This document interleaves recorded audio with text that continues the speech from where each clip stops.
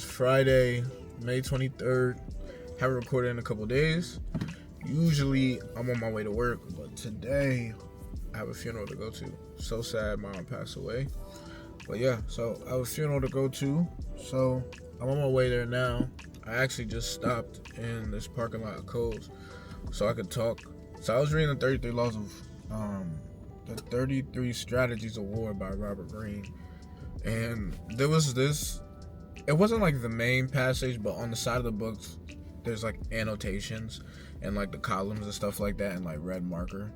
So what was written down is the self is the friend of a man who masters himself through the self. But for a man without self-mastery, the self is like an enemy at war. And I was like, damn. And that also kind of made me think. Recently, I watched the interview of Antonio Brown. Nope, AJ Brown. I'm sorry, wide receiver for the Philadelphia Eagles. And some of his points was also about like having discipline and mastering the self. But like mastering the self is huge, and it's something I, at the very moment, struggle with on a daily basis because I still give in to temptations and stuff I know that I'm not supposed to do. I still do it, and even though some days I'm like really good at it, other days I cave and I fold. But I feel like over these past couple of days, what I've kind of like learned and what seemed to be reiterated is like how discipline and mastering yourself is important. And what exactly is mastering yourself? In my personal opinion, I think it is being able to control yourself. So wanting something, but be able to like delay gratification, knowing when something isn't good for you, and being able to say no, and not being so easily dragged into it. Being able to say no and being okay with saying no, and do something else that you know in the long run is going to help you. You know, being able to control yourself, have self-control, control your temptations. And I think a lot, especially for young men, controlling temptations, I feel like is the hardest. You know, it's like social media affects everybody, no matter who you are, to a certain extent.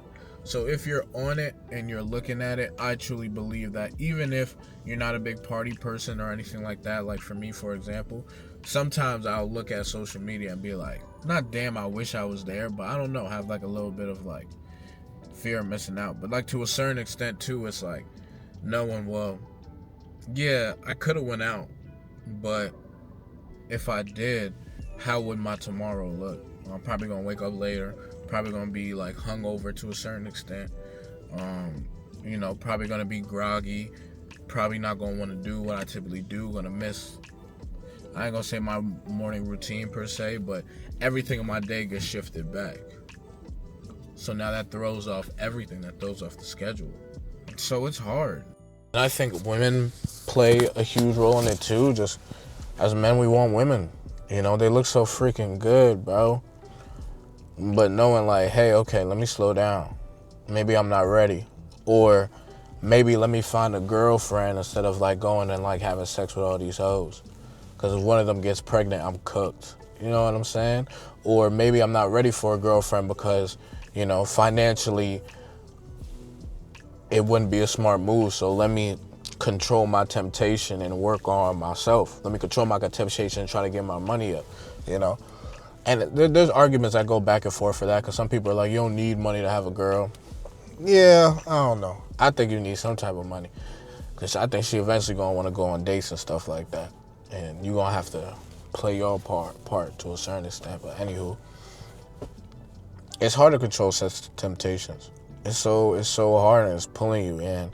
To kind of tie AJ Brown into this, there was a part of the interview and he was talking about his life, because one of the people, he was like at a school, and one of the students were like, hey, I think your life is like peaches and cream and stuff like that. And Antonio Brown AJ Brown got to explain it like, you know, it's cool having a lot of money, but it comes with a lot of responsibilities. And he was saying the sins that you do in the dark are going to now magnify because you have this money, because you have more access. And one of the things he used was women. He was like, if you're obsessed with women now and that's what's driving you now when you ain't got no money, Imagine what it's going to be like when you have $100 million and you have women at your disposal. Now it's going to be brought to light. You know, if you mess up and make a mistake, that's going to be brought to light. But that demon that you were kind of hiding in the background is going to come to light. Why? Because now you have the ability to access as much women as you can, as you want, you know, compared to when you had no money. Now all of a sudden you got all this money. A bunch of women might be all over you. And even if women are all over you, you now have the money to spend on women to get her to do it. You know what I'm saying?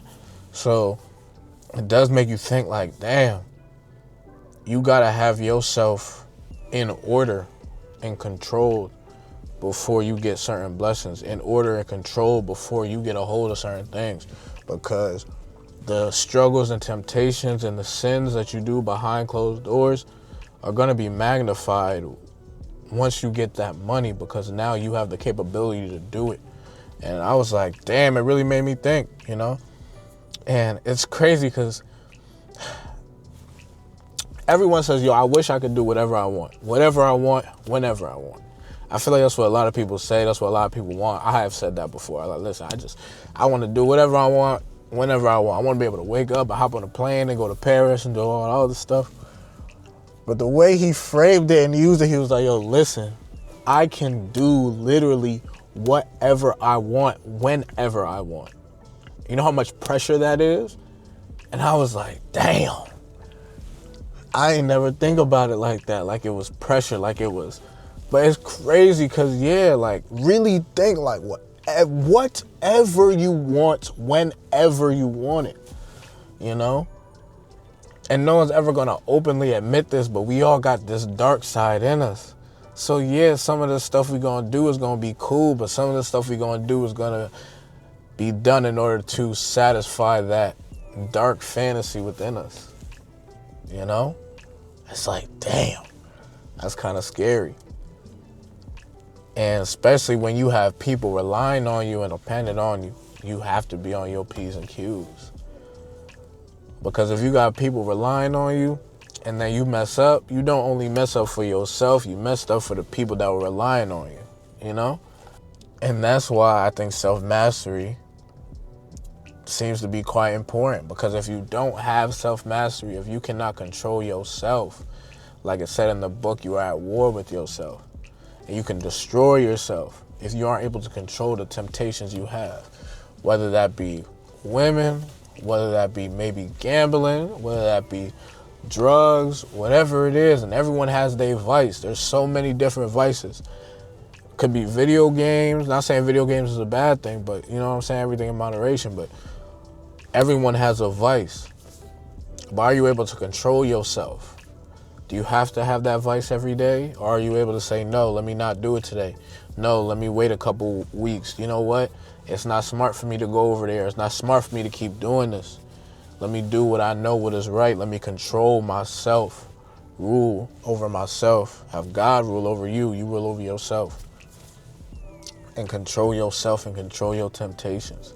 So that's something I've been really trying to practice lately, you know. It's hard.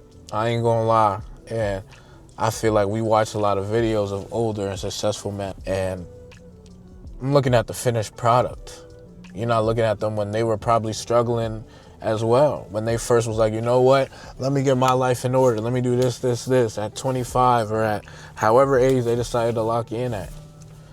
And it's like, wow. But you don't see the days where they might have relapsed. You don't see the days where they might have, you know. You just, well, we look at them now and you're like, damn, that's so admirable. But you don't see the hard work. So I'm trying to put that work in now. But it is hard. I have days where I relapse. I have days where, you know, I win. And I have days where I lose and the temptation wins. So it's just really trying to stay on top of it. Be very cautious. Be on top of your P's and Q's. But I just wanted to stop because I had some time. I'm kind of running early. So I figured I'd pull over and stop. Kind of had that little talk. I'm about to go to the gas station. I want to get some candy. You know what I'm saying? I haven't had candy in a little bit. So finna treat myself, get a little bit of candy. And then hop back on the road. I still got hour and a half. Still an hour and a half away. So I left the funeral. I'm on my way home now. Stopped here. it's a 3 hour, it's like 3.5 hours, almost 4 hours to get back home. That's how bad the traffic is over here in New Jersey. It's crazy work. Honestly, it's crazy work. But it's what it is. So funeral was okay. It's as good as a funeral can be. It was pretty sad. I ain't gonna lie to you. Teared up a little bit, and to be honest, whoa. This makes sense. But I'm gonna need you to like move, lady. I mean, I could be in the wrong, who knows? But get out the freaking way. Why homies looking at me like this ain't, like I can't come this way, bro? Like who is you? You know what I'm saying? But maybe I'm wrong. Nah, cause I definitely could come this way. So everyone looking at me like I'm crazy, like I can't come this way. Like, yo, kiss cock. Anywho, I did tear up. It's hard to lose a loved one, man. You know, but seeing that pain that people go through, you know. And like I said, I wasn't too close to her. Obviously, it still hurt.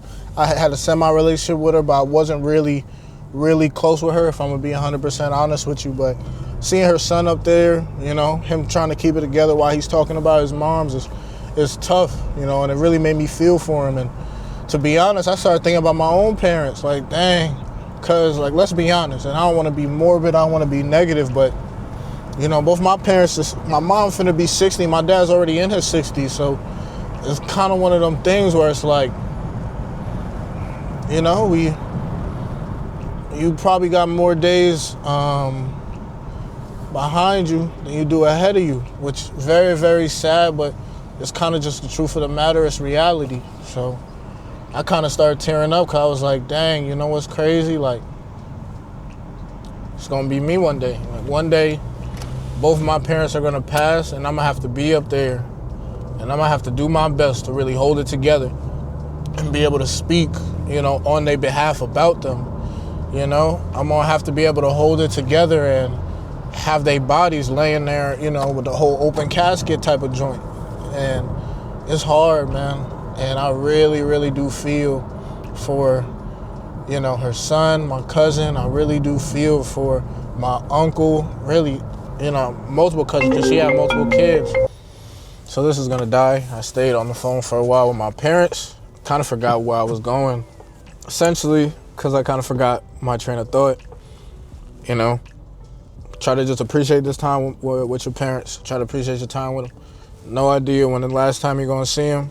So my cousin up there crying because he lost his mom's. Very, very hard. Very devastating.